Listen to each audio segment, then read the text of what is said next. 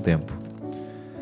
Ela escreveu assim: Padre Fábio, minha história, apesar da pouca idade, tem uma dose alta de absurdos, como o senhor fala em seu livro, quando o sofrimento bater à sua porta. Essa foto é da minha família. Eu, Carol, meu filho Lucas, que hoje tem 9 anos, e meu marido Fabrício. O Lucas tem síndrome de Down e deficiência visual. Como se já não fosse limitação o suficiente, ele ainda teve uma má formação grave no sistema digestivo e precisou ser operado ao nascer. Ficou 1 mês na UTI, mas graças a Deus, e como diria minha avó, vingou. Sempre teve uma saúde delicada que inspirava muitos cuidados, até que em janeiro de 2015 ele fez uma última cirurgia e graças a Deus ficou plenamente saudável. O Lucas é o nosso milagre. Sobreviveu contra todas as estatísticas, desde a gestação, lutou para viver e agradeço todos os dias por Deus ter me confiado essa missão de ser mãe de um anjo que me transformou tanto. Ele me ensinou a ter paciência para esperar o seu tempo e cada pequena conquista dele é comemorada com muita felicidade. Após longos anos de preocupação com as condições de saúde do nosso filho, eu e meu marido finalmente acreditamos que poderíamos ter uma vida normal, tranquila, mas em junho de 2015 foi o Fabrício que ficou doente. Ele estava com câncer no pâncreas, com metástase em vários órgãos. Infelizmente, por falta de sintomas, a doença foi descoberta em fase terminal. Pois é, os absurdos da vida mais uma vez bateram à nossa porta e entraram à força. Como entender que meu marido de 34 anos, esse moço tão bonito que o senhor pode ver nessa foto, de repente estava morrendo? O que é medicina? Ou melhor, e que a medicina só tinha tratamento paliativo para a doença dele? E sabe, eu acredito em milagres. O Luquinha é um. Tantas vezes corremos o risco de perdê-lo e ele surpreendeu, inclusive os médicos. Mas o caso do Fabrício era diferente.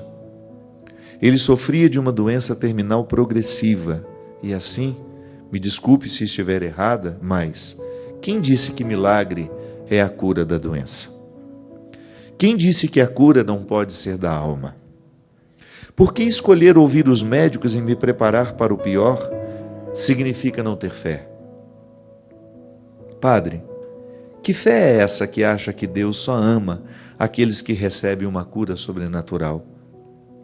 E aqueles que morreram de câncer não são amados por Deus? Quantas vezes escutei: reza, minha filha, ora com fé que Deus cura seu marido. Uma coisa eu garanto, não foi por falta de oração, não. Eu rezei direitinho. Sabe que aumentar as orações me fez muito bem. Elas acalmaram a minha alma, que também sofria de um câncer terminal. Nesse momento, o Senhor fez toda a diferença em nossas vidas, pois já o acompanhávamos e foi numa quarta-feira, logo que Fabrício soube da doença, ele me disse: põe na canção nova, que hoje o Padre Fábio fez o programa para mim. E foi a primeira vez que o vi chorar, copiosamente, não de tristeza, mas de gratidão. Porque de fato suas palavras foram para ele, perfeitamente, foram no momento exato que ele vivia e Deus falou diretamente com ele através de ti. E o choro foi como quem diz: Pai, pode falar que eu estou te ouvindo.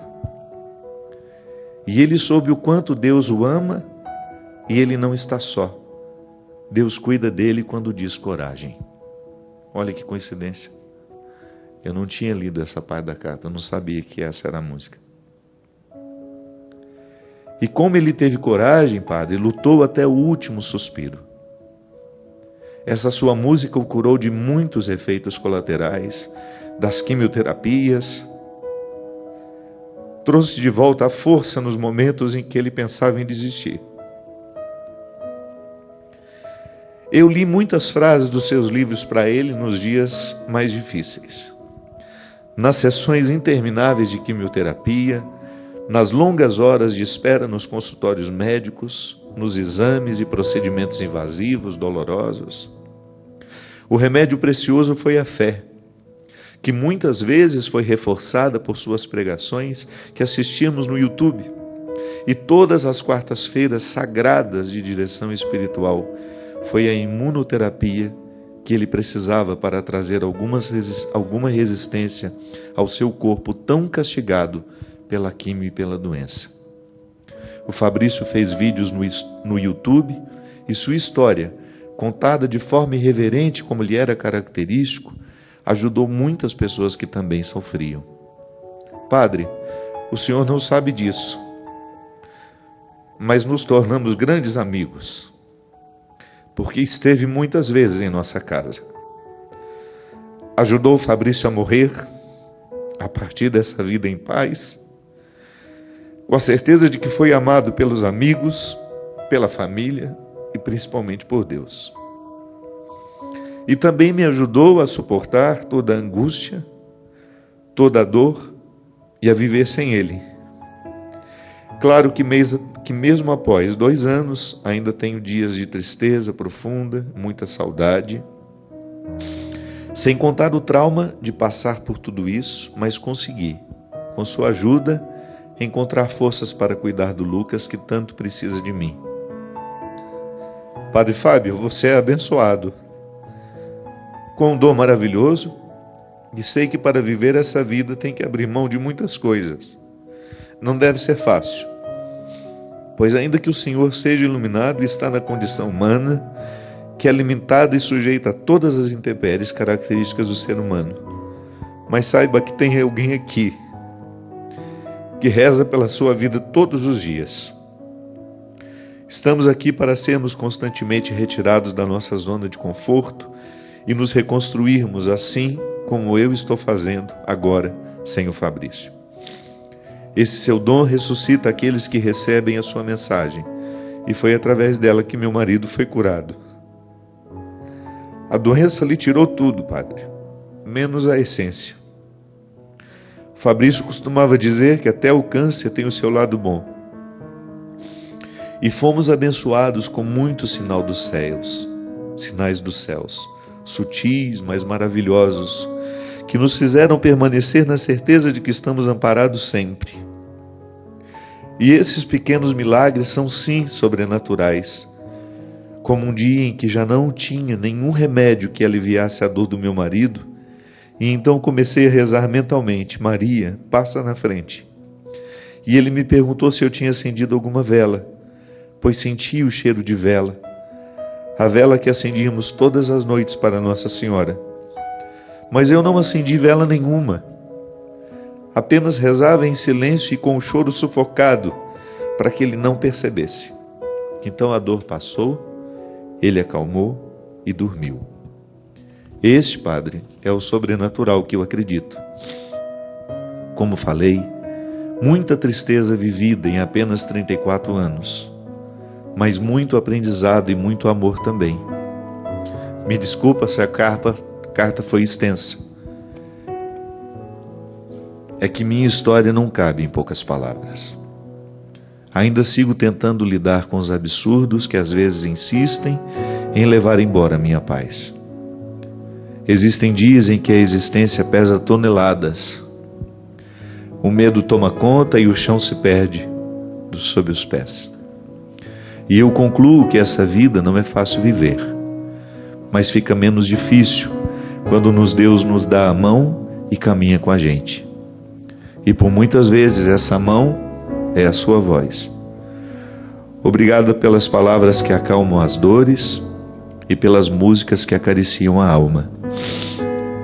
Agradeço a Deus por sua vida e a você por fazer parte dela, uma ferramenta para tocar a vida de quem está em volta.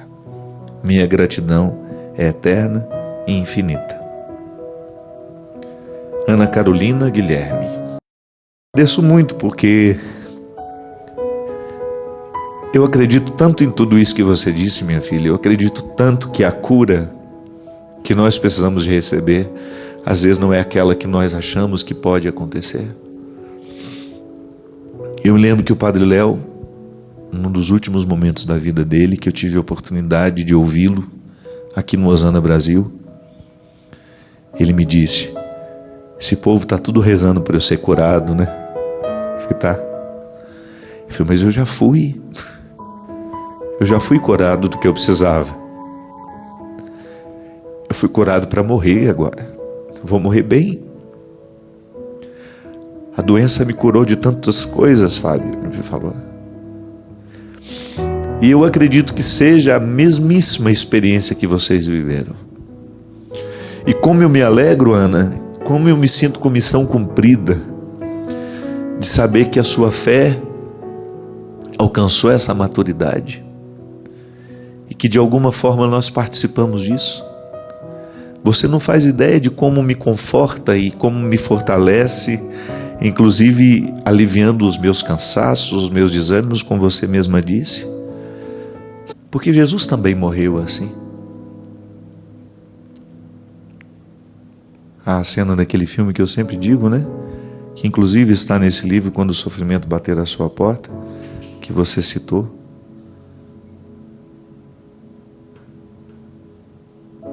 É a cena de um filme em que o pai entra, acho que no hospital.